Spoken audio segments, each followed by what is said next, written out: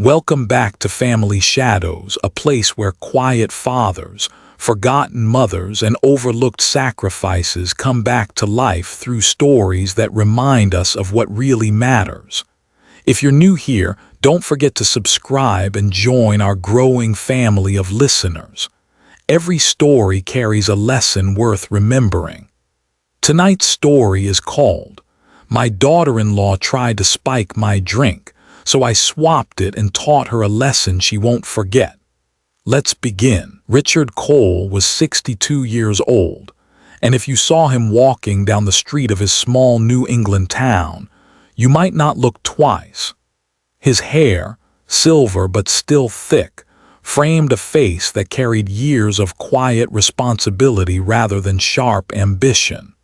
He was a man who had built his life not out of flashy choices but out of consistency. The same house for 30 years, the same church on Sundays, the same garden out back where his wife, before she passed, once grew her roses. It was in this steadiness that his family had grown. David, his only son, was now 35, grown, married, and with a little daughter of his own. Richard loved nothing more than spending time with his granddaughter Lily, a bright-eyed 8-year-old who still held his hand when they crossed the street and asked him questions about stars, tractors, and why soup always tasted better in his kitchen than anywhere else. But if Lily was the light of his later years, Jessica, David's wife, was the shadow. She was younger than David, 32, and carried herself with a sharpness that never quite softened around Richard. She was polite enough in front of neighbors, but when the doors of the Cole household closed, her tone often changed. She wanted more money, more control, more say in what was right for the family. Richard had seen it before in other marriages, but it was always different when it was your son's. That evening, he had been invited to dinner at David and Jessica's home. Nothing unusual about that. Richard often joined them, mostly for Lily's sake. He liked to see the girl chatter about her school drawings and the songs she learned in choir. He never wanted her to feel that Grandpa was far away. The table was set nicely, though not with the warmth his late wife Catherine used to bring to their home. Jessica's style was modern, sharp lines, spotless surfaces, stainless steel everything. Even the chairs seemed a little too straight-backed for comfort. Richard placed the bottle of red wine he had brought on the counter, a habit of politeness, though he doubted Jessica appreciated it. She preferred her own choices. "Dad, glad you could come," David said, coming forward to give him a quick hug. David's hugs had grown shorter over the years, as though adulthood required a certain efficiency. "Wouldn't miss it," Richard replied, patting his son's shoulder. Lily came running from the hallway. "Grandpa, I drew you something," she said, holding up a crayon drawing of a garden with bright red flowers. "These are Grandma's roses." Richard's throat tightened. Catherine's roses. He knelt down, taking the paper as if it were glass. "It's beautiful, sweetheart. Grandma would have loved it." Jessica's voice cut through, smooth but cool. "Lily, wash your hands for dinner." The girl scampered off, leaving Richard staring at the drawing a moment longer. He folded it carefully and slipped it into his coat pocket. Dinner began with chatter about work, school schedules, and the rising cost of groceries. Jessica dominated most of the conversation, her hands slicing the air with each remark about how things needed to be handled better. Richard mostly listened, nodding, offering a word here or there. Then came the moment. He noticed it out of the corner of his eye. Jessica, moving with deliberate subtlety, reached for a small packet on the counter as she poured drinks, her body angled slightly away from the table. With the ease of someone who had rehearsed, she tipped the contents into his glass, swirling it briefly before setting it in front of him. Richard's eyes narrowed, though his face betrayed nothing. "Here you go," Jessica said sweetly, sliding the glass toward him. David didn't notice.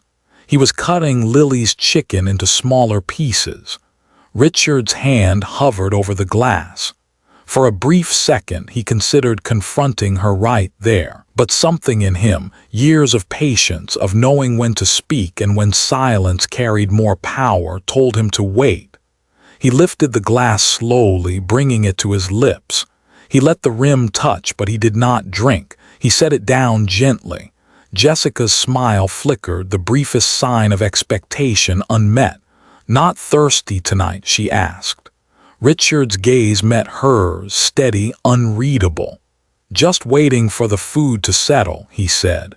And the room went on, the conversation flowing around him, as if nothing had happened. But inside, Richard felt the chill of betrayal, not from a stranger but from within his own family circle. The evening stretched, filled with small talk and Lily's innocent interruptions. But for Richard, every word Jessica spoke carried a different weight now.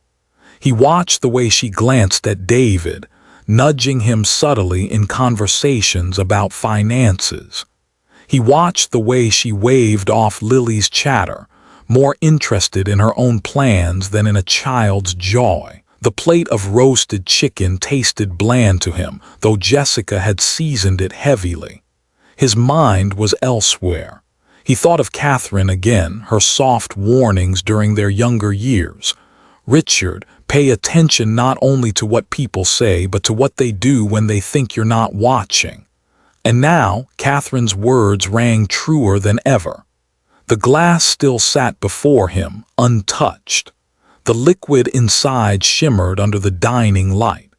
Jessica avoided looking at it now, but Richard knew she was aware. When the plates were cleared and dessert brought out, something Jessica insisted was from a fancy new bakery downtown. Richard made a point to compliment Lily on her drawing again. The child beamed, unaware of the silent game of deceit playing out above her head. Jessica gathered dishes, her movements brisk. Richard stood slowly, placing a hand on David's shoulder. "Thank you for dinner, son." David smiled, though distracted. "Of course, Dad. Drive safe." Richard turned to Jessica. "And thank you, Jessica. It was memorable." Her eyes flicked up, sharp for just a second before she masked it with a polite smile. "Any time." Richard stepped out into the night air, the chill biting his skin. He exhaled deeply, pulling Lily's drawing from his pocket. He looked at the roses she had colored in red, uneven but full of life, and thought of Catherine's roses once more. Behind him, the house glowed with artificial light, but to Richard it felt cold. Something had shifted tonight. He didn't yet know how far Jessica was willing to go. But he knew one thing for certain: she thought he hadn't noticed. And that was her mistake. Richard drove home that night with the echo of Jessica's smile still imprinted in his mind. A smile should soften the air around you, should invite trust. But hers, it lingered in him like a draft under a closed door, a reminder that something was off even when everything looked fine. The next evening he found himself once again at David's house. Jessica had extended the invitation herself this time, a detail that didn't go unnoticed. Richard had spent the morning replaying the prior night in his head. He could almost see her hand tilting the packet, could almost hear the soft sound of powder dissolving into liquid. But he said nothing to David. Not yet. Dinner was brisk that night, the table more crowded with dishes Jessica claimed she had worked on all day. There was a pride in the way she presented each plate, as though the meal itself was another argument for control. "Dad, sit down," David said, pulling a chair for him. Lily bounced in beside him, eyes shining. "Grandpa, guess what? I got a gold star for reading today." Richard smiled. "I'm not surprised. You've always been the best reader I know." Lily giggled, twirling her fork like it was a wand. Jessica poured drinks again. Her movements were steady, deliberate, every gesture coded with that same false charm. The glass she set in front of Richard shimmered under the chandelier. He knew what to expect now, though this time he saw her hand hesitate just slightly, as if testing whether he'd notice again. "Dad, you have to try this wine," she said, lips curving into that polished smile. "It's from California, one of the best vintages. I thought you'd appreciate it." Richard's fingers wrapped around the stem of the glass, but he didn't drink. He turned it slowly, watching the liquid circle, watching Jessica's eyes track the movement. "I'll give it a minute," he said softly. "Wine should breathe, don't you think?" Jessica's smile didn't waver, of course. But in that moment Richard saw it, a flicker in her eyes, a flash of calculation hidden beneath courtesy. She wasn't smiling at him, she was smiling past him, over him, already believing she'd won. David, oblivious, was telling a story about work, something about a new client. His words filled the room, but Richard only half heard them. He was too busy listening to silence, the silence between Jessica's words, the silence of things not said. Lily leaned close, whispering, "Grandpa, why don't you drink? Mom keeps looking." Richard's chest tightened. He brushed her hair back gently, whispering back, "Sometimes, sweetheart, it's better to wait." The meal carried on, laughter here and there, mostly from David trying to keep things light. Jessica nodded at the right moments, her smile flashing like a signal. But Richard noticed how often her gaze darted toward him, to the glass that remained untouched. When the main course ended, Jessica leaned forward slightly. "You're not enjoying the wine, Mr. Cole?" she asked, her tone lined with sugar. Richard met her gaze. "I'm enjoying the company," he said. The words hung between them. David chuckled, misunderstanding. "See, Jess, he doesn't need wine to have a good time." Jessica's knuckles whitened just slightly as she reached for her fork again. Her smile never broke, but Richard saw it for what it was now, not warmth, but armor. The room felt colder with every passing minute. Richard excused himself briefly, stepping into the hallway where framed photographs lined the wall. Most were of Lily, school pictures, birthday parties, Christmas mornings, but fewer of David, fewer still of Catherine. None of Richard. He stood before one picture of Lily in a red dress, her small hand gripping David's fingers. Behind the photo's glass, her eyes shone with the same trust she carried at the table. It was for her that he kept quiet now. It was for her that he would wait, patient and deliberate. He returned to the table, his expression as even as ever.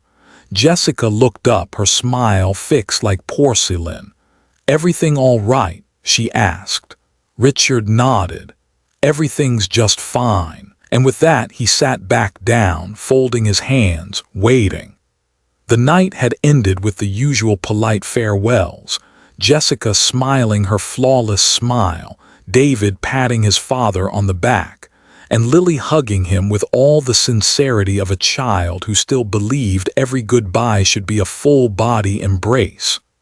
Richard drove away into the quiet, the engine humming low, his thoughts far louder than the road beneath him. When he reached his house, the silence welcomed him. The old clapboard home had grown lonelier since Catherine passed, but tonight it felt more like a refuge than a void. He hung his coat, set his keys on the small wooden table by the door, and slipped Lily's crayon drawing back into his hands. The roses looked brighter here, in the soft lamplight of his own home. He pinned it to the refrigerator with a faded magnet Catherine had bought decades ago, one shaped like a strawberry. He moved slowly through the rooms, each one filled with memories. The smell of old books clung to the study. The faint trace of lavender still lingered in their bedroom. He paused by her vanity, untouched for years, the perfume bottle still half full. His fingers brushed the glass. "You were right, Catherine," he murmured softly. "You told me to watch for what people do when they think I'm not watching." He sank into his worn leather chair in the study. It creaked under his weight, familiar, forgiving. The desk before him still held his old ledgers, the meticulous records he had kept of every expense, every savings, every check written to support David through college, to cover the down payment on his first house, to help with Lily's birth.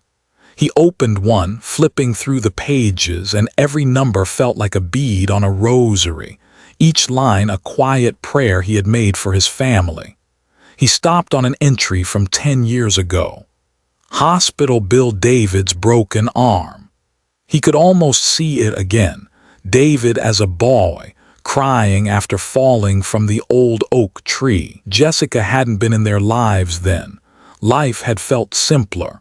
Hard, yes, but simpler. Richard leaned back, staring at the ceiling. What would Catherine have said about Jessica? He could almost hear her voice, not harsh, never harsh, but steady. "She doesn't see you, Richard. She sees what you hold." He rubbed his temples. The thought gnawed at him. What exactly had Jessica poured into that glass? Medicine, a sedative, something worse. He didn't know, but he knew enough. Intent carried its own weight, and her intent had been crystal clear. Hours passed, the clock ticking toward midnight. Richard lit a lamp, pulled a notepad toward him, and began to write. He wrote names, dates, property deeds, bank accounts. He listed everything he had, everything that Jessica might one day think belonged to her. His pen moved slowly but with purpose. Each stroke was a safeguard, each note a reminder that he wasn't as defenseless as she might have believed. The house was still, the only sound the ticking clock and the scratch of his pen. He paused once, glancing at the family photo on the mantel.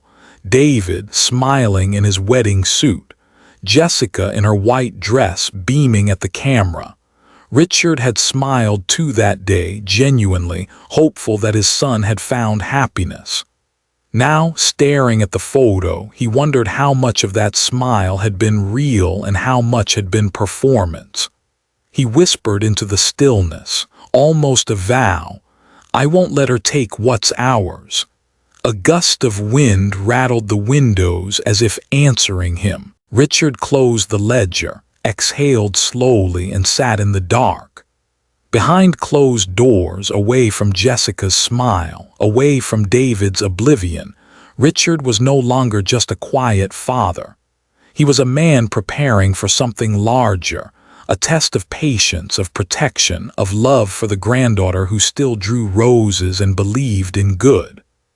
And as he rose from his chair, turning off the lamp, one thought stayed with him, sharper than the night air outside. She thought he hadn't noticed, but he had. The next morning arrived with the kind of gray sky that promised neither rain nor sun, only stillness. Richard stood at his kitchen counter, coffee mug warming his hands, staring out the window at the garden Catherine once tended. The roses were long gone, overtaken by weeds, but in his memory they still bloomed in neat rows, red and proud. He thought of Lily's drawing and felt a pang of urgency. He sat down at the table with his notebook from the night before. The pages, filled with numbers and accounts, now looked less like records and more like a map of his life. Savings bonds, a modest retirement fund, the deed to his house fully paid years ago, insurance policies, some of which David didn't even know existed. He flipped to a clean page and began to write questions. What does Jessica want? Why now? How do I protect David and Lily from her ambition? The truth settled over him like a heavy coat. Jessica had seen his steadiness not as love or sacrifice, but as an opportunity. An opportunity was dangerous in the wrong hands. By mid-morning, Richard pulled on his jacket and headed into town. The old law office of Barnett and Hughes still stood on Main Street, its brass plate polished but worn. Inside, the scent of books and old carpet hit him, familiar and grounding. Richard Cole, a voice greeted warmly. It was Thomas Barnett, his lawyer for nearly 30 years. A man now in his 70s with a stooped frame but sharp eyes. "It's been too long."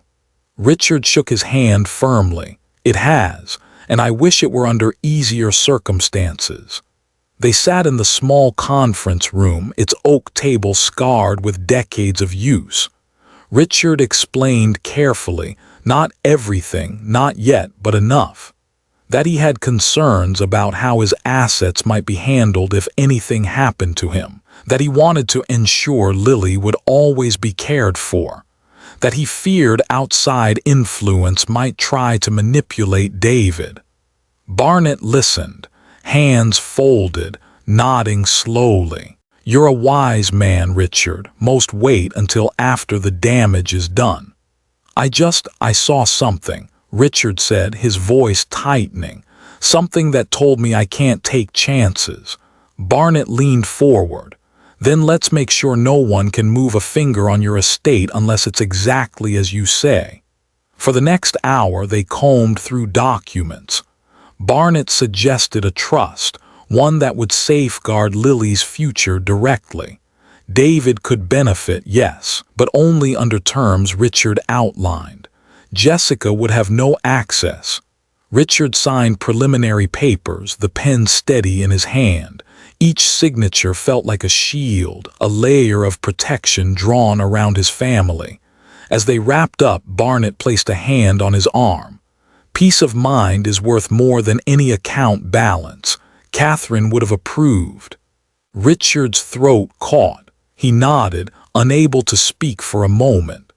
When he left the office, the air outside felt lighter. He walked slowly down Main Street, past the diner where he and Catherine once shared Sunday breakfasts, past the hardware store where he bought nails to build Lily's treehouse.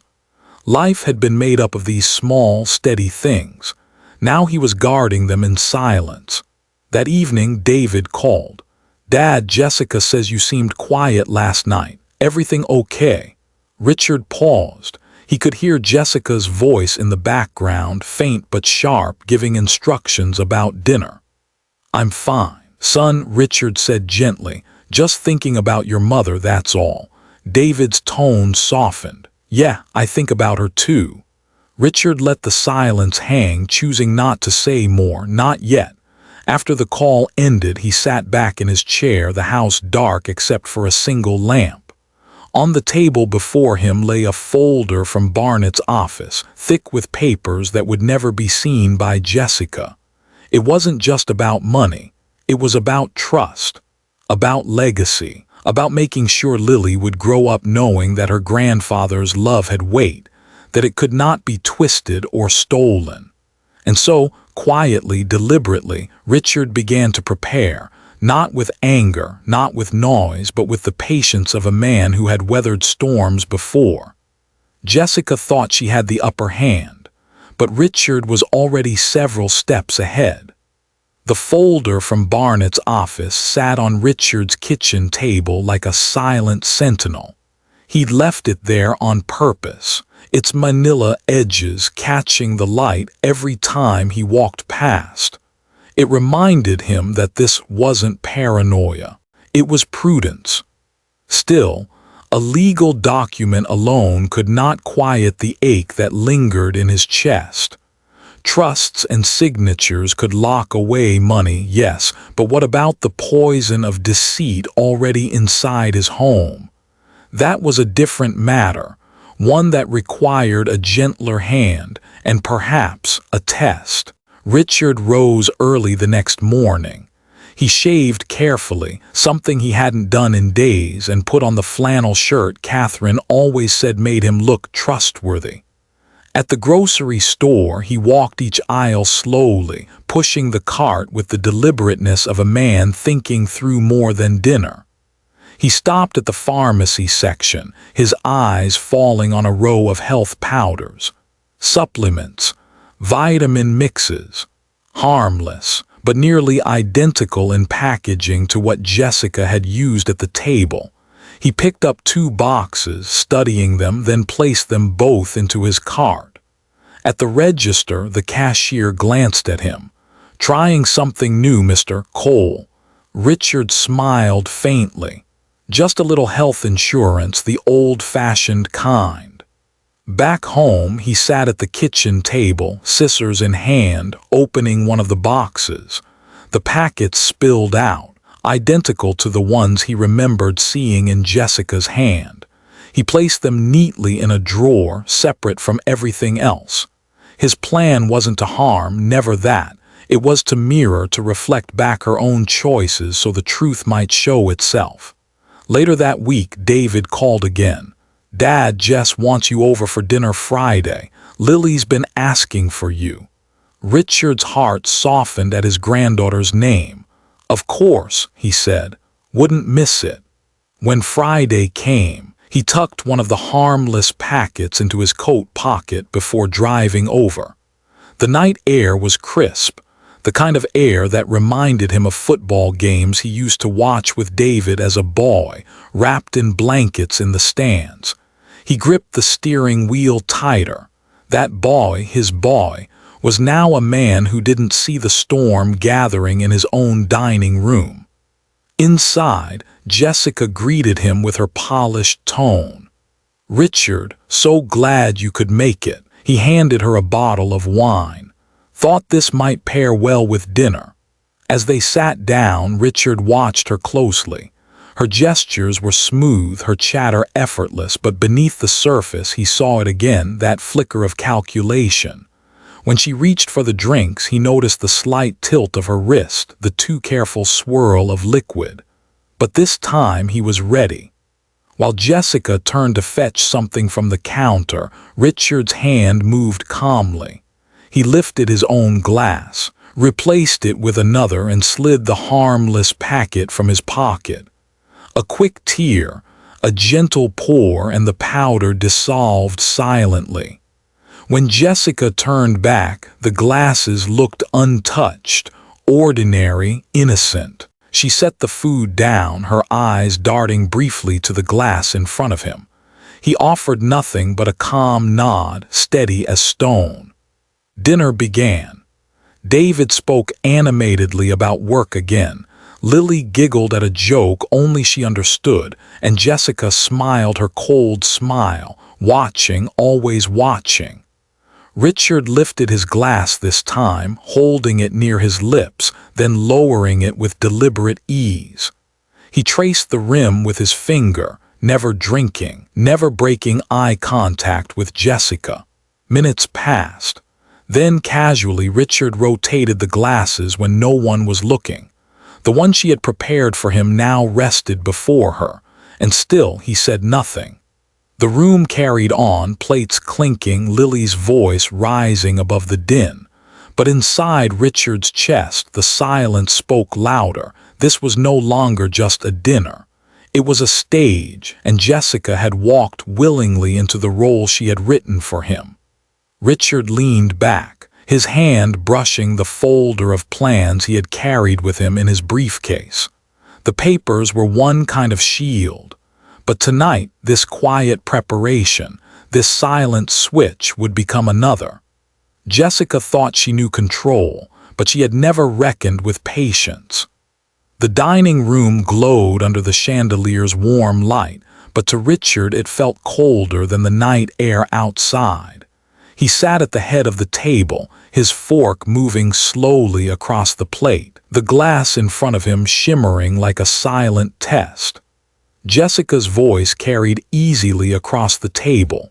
She asked David about his promotion, commented on Lily's new school project, even laughed at something on her phone before setting it aside with theatrical politeness. But her eyes kept drifting back to Richard's glass, again and again, with the quiet persistence of someone waiting for a fuse to burn down. Richard's hand hovered above the stem. He lifted the glass with unhurried grace, swirled the liquid once, and raised it toward his lips. Across the table, Jessica leaned forward almost imperceptibly, her pupils narrowing. He let the rim brush his mouth. He paused, and then he set it down again. Not yet. "Dad," David said, breaking the tension he didn't feel, "you'll like this one. It's aged longer than the bottles we usually buy."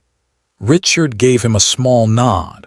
"I'm sure it is." His eyes flickered toward Jessica, whose smile had tightened, stretched thin like glass about to crack. Lily kicked her legs under the table. "Grandpa, tell the story again about when you and Dad fixed the treehouse, please." Richard chuckled softly. "That old thing, your dad nearly fell out 3 times before we finished it." David laughed, embarrassed. Jessica forced a laugh too, but it rang hollow. Her attention darted back to the glass. It was then, in the easy distraction of Lily's giggle, that Richard made his move. With the calmness of a man passing salt, he nudged the glasses across the table. A small shuffle, imperceptible to anyone not looking for it. His own glass, untouched, slid closer to him. The glass Jessica had prepared now sat directly before her. The moment passed unnoticed by everyone except him. Jessica reached for her napkin, her hand brushing against the stem of the glass now in front of her. She didn't notice the switch. She was too focused on him, on what she thought was victory waiting to unfold. Richard's heart slowed, steady as a drum. He folded his hands together and leaned back, content to let the evening stretch. Jessica raised her glass at last, almost taunting. A toast, maybe, to family. Richard tilted his head. To family, he echoed. His voice carried the weight of generations, of sacrifices she couldn't comprehend. They clinked gently. She brought the rim to her lips and drank. For a fleeting moment, Richard saw it, the flash of surprise in her eyes, the subtle shift of her posture as the taste registered differently than she expected. She tried to mask it with another smile, but her lips trembled ever so slightly. David, oblivious, raised his own glass. To family, he repeated cheerfully. Lily clapped as though it were a game, but Richard said nothing. He only watched, his gaze as calm and unyielding as the ocean. He had not exposed her yet. He hadn't needed to, because the switch had been made. And in that single, silent act, the balance of power at the table had shifted entirely. Jessica no longer held control, and she didn't even know it. For a long moment after the toast, the table settled into an uneasy rhythm. Forks tapped porcelain, Lily chattered about her drawing contest, and David scrolled briefly through his phone before Jessica shot him a disapproving glance. But beneath it all, Richard could feel the air tighten. Jessica's smile had slipped, not gone, but thinner now, like fabric stretched too far. She dabbed her lips with her napkin, avoiding his gaze. Richard folded his hands in front of him. "Jessica," he said softly, his voice calm but carrying enough gravity to quiet the room. She looked up, startled. "Yes." He reached into the side pocket of his blazer and placed a small packet on the table. The same size, the same look, nearly identical to the one he had seen in her hand nights before. The powder inside shifted under the light. The clink of the packet on the hardwood table silenced everything. David stopped mid-sentence. Lily's fork froze in the air. "I believe," Richard said evenly, "this looks familiar to you." Jessica's eyes widened for a heartbeat, then narrowed into practiced composure. I don't know what that is." Richard didn't blink. "Don't you? You had one just like it, 2 dinners in a row. I watched you, Jessica. I may be old, but I am not blind." Her breath quickened. "Are you accusing me of something in front of your own son?" David's head swung between them, confusion etched deep. "Dad, what is this about?" Richard leaned back in his chair, his voice low, steady, with no hint of theatrics. "I switched the glasses tonight. The words landed like a gavel. Jessica's face drained of color. Her hand gripped the edge of the table. "You what?" "I didn't drink," Richard continued. "Not last time, not tonight. I let the glass sit. And then, while you weren't watching, I exchanged them." He paused, letting the silence expand until it seemed the whole house held its breath. "Whatever you meant for me, you drank it yourself." David stared at her, disbelief flooding his features. "Jess, is that true?" She opened her mouth, closed it, then tried again. It was nothing serious, just a supplement to help him sleep better. "He never listens when I suggest things, so." Richard raised a hand, cutting her off with quiet authority. "No more lies." His eyes, tired but sharp, held hers until she looked away. Lily, sensing the heaviness, slid her small hand into his. "Grandpa," she whispered. He squeezed gently. "It's all right, sweetheart." Then Richard turned to David. His voice softened, but the weight of years carried through it. "Son, I have spent my whole life protecting this family. Your education, your home, even this roof we sit under. I gave all I could so you and Lily would have more than I ever dreamed. But trust," his voice cracked faintly, "trust is not something I can buy back once it's broken." David sat frozen, the truth unraveling before him. Jessica shifted uncomfortably, the mask she wore crumbling piece by piece. Richard pushed the packet across the table. "This ends tonight." The room was silent. No raised voices, no slammed fists, only the sound of quiet justice filling the spaces words could not. Jessica's silence was louder than any denial she could have given. Her hands trembled against the tablecloth, her lips pressed into a thin, desperate line. Richard did not raise his voice. He never needed to. His authority had never come from volume but from the steady weight of truth. "I want to see Mr. Barnett this week," he began, his voice calm, almost conversational. "You know him, David, our family's lawyer for decades. He helped me make sure our legacy would be safe." David blinked. "Legacy?" Richard nodded. "I've transferred everything I own, my savings, my home, even the life insurance policy into a trust with only one beneficiary." Jessica's head snapped up. "What?" Richard's gaze shifted toward Lily, who still sat by his side, her small hand nestled in his. "Her," he said simply. The little girl tilted her head, confused, but her eyes sparkled with the innocence of someone untouched by greed. "Dad," David's voice wavered. Richard turned back to him, his eyes both stern and tender. "You'll have the right to guide her as her father, but this trust is untouchable. No one, not you, not Jessica, not anyone can use it for themselves. It will grow quietly until Lily is old enough to understand what it means. And then she will see that her grandfather loved her enough to guard her future." Jessica's face flushed crimson. "You can't just—" "I can," Richard interrupted, his tone sharper now, though still measured. "And I have. You've underestimated me, Jessica. You thought an old man's silence was weakness. But silence, when chosen, is strength. It waits. It watches. And then it speaks when it must." Jessica looked to David for support, but his face was pale, his shoulders slumped. For the first time, she realized he wasn't standing beside her. He was staring at her. "Jess," he said quietly, "what have you done?"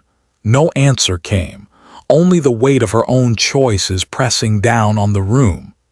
Richard rose slowly, Lily's hand still in his. He set his napkin on the table, straightened his back, and looked at them both. This family was built on love, on sacrifice, on trust. Your mother, David, gave her life to keep us strong. I gave my years. I will not let deception tear it apart." He glanced at Jessica one last time, his eyes filled not with anger but with a weary sadness. I hope one day you realize what truly matters, but until then you'll have no power here. The room was silent except for Lily's soft humming, a tune she often sang when she felt safe. Richard bent down, kissed her forehead, and whispered, "You'll always be safe, sweetheart." Then, with dignity unshaken, he picked up his coat, tucked the folder of trust documents under his arm, and walked toward the door. He didn't slam it. He didn't need to. Quiet justice had already spoken. The lesson was clear, etched into the walls of that house forever. Greed could never win over wisdom, and betrayal could never defeat love. And that, dear friends, is the end of tonight's story. If you've been with us this far, thank you for listening to Family Shadows. These stories aren't just about drama. They are about the quiet strength that still lives in families everywhere.